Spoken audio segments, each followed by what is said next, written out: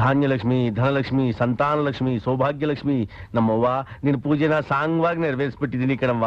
1ಕ್ಕೆ 10 ಆಗಿ, 10 100 ಆಗಿ, 100 1000 ಆಗಿ, 1000 ಲಕ್ಷ ಆಗಿ, ಲಕ್ಷ ಕೋಟಿ ಆಗಂಗ ಅನುಗ್ರಹಿಸವ್ವ ನನ್ನವ್ವ. ಯಾಕಂತ ಹೇಳಿದ್ರೆ ಇಡೀ ಮನೇಲಿ ಚಿಕ್ಕವನು ನಾನೇ, 21 ವಯಸ್ಸು ಒಡೆ ಹೋದವನು. ಅದು ನಿನಗಿನ್ನೂ ಚಿಕ್ಕ ವಯಸ್ಸಲ್ವಾ? ಅಂದಾಗೆ ತುಂಬ ಖುಷಿ ಕೊಡ್ತು. ಮತ್ತು ಯಾರ ಹತ್ರನೂ ಒಂದು ಕೆಟ್ಟ ರಿವ್ಯೂ ತೊಗೊಳ್ತೀರ, ಒಬ್ರ ಹತ್ರನೂ ನನ್ನ ಬಗ್ಗೆ ಒಂದು ಬ್ಯಾಡ್ ಇಂಪ್ರೆಷನ್ ಇಲ್ದಿರ ಆಚೆ ಒಂದೇ ತಿಂಗಳಿಗೆ 1 ತಿಂಗಳಿಗೆ.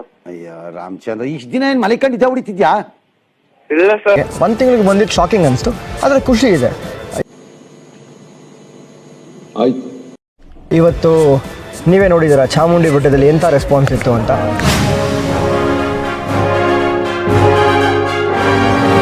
ಏನ್ ಅನ್ಸುತ್ತೆ ಇವತ್ತು ನಿಮ್ಗೆ? ನೋಡಿ ಎಲ್ಲಾ ದೃಶ್ಯಗಳನ್ನ ನೋಡ್ತಾ ಇದ್ದೀರಾ ಬೆಳಗ್ಗೆಯಿಂದ ಟಿವಿನ.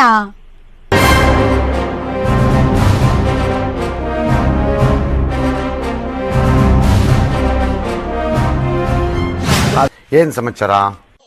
ಅದೊಂದೇ ಸಾಕು ಉತ್ತರ, ಇನ್ನೇನು ಬೇಡ. ನಾವು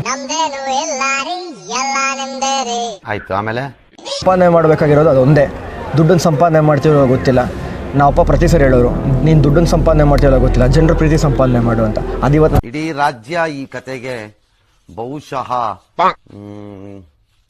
ಎಲ್ಲರೂ ಒಂದೊಂದು ಹನಿ ಕಣ್ಣ ನೀರು ಹಾಕೊಂಡಿರ್ಬೇಕು ಮೋಸ್ಟ್ಲಿ. ಸಂಪಾದನೆ ಮಾಡಿದ್ದೀನಿ, ಮುಂದಿನ ಸ್ಕೂಲಲ್ಲಿ ಜನರ ಪ್ರೀತಿನೇ ದುಡ್ಡು ಆಗ್ತಾ ಬರುತ್ತೆ. ಅದಕ್ಕೆ ನಾನು ವೆಯ್ಟ್ ಮಾಡ್ತಾ ಇದ್ದೀನಿ.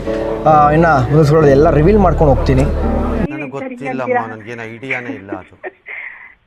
ಹೌದಾ? ಬಿಗ್ ಬಾಸ್ ಜರ್ನಿ ಒಂಥರ ಡಿಫ್ರೆಂಟ್ ಆಗಿತ್ತು ನನ್ನ ಒಂದು ಕೆರಿಯರ್ಗೆ.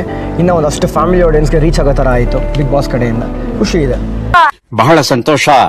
ಓಕೆ, ಸೊ ಬಿಗ್ ಬಾಸ್ ಬಿಟ್ಟು ನೀವು ಯಾಕೆ ಬೇರೆ ರಿಯಾಲಿಟಿ ಶೋಗಳಿಗೆ ಟ್ರೈ ಮಾಡಲಿಲ್ಲ? ಹೂ ಸ್ಟಾಪ್ಡ್ ಯು? ನಿಮ್ಮನ್ನ ತಡೆದಿರುವವರು ಯಾರು?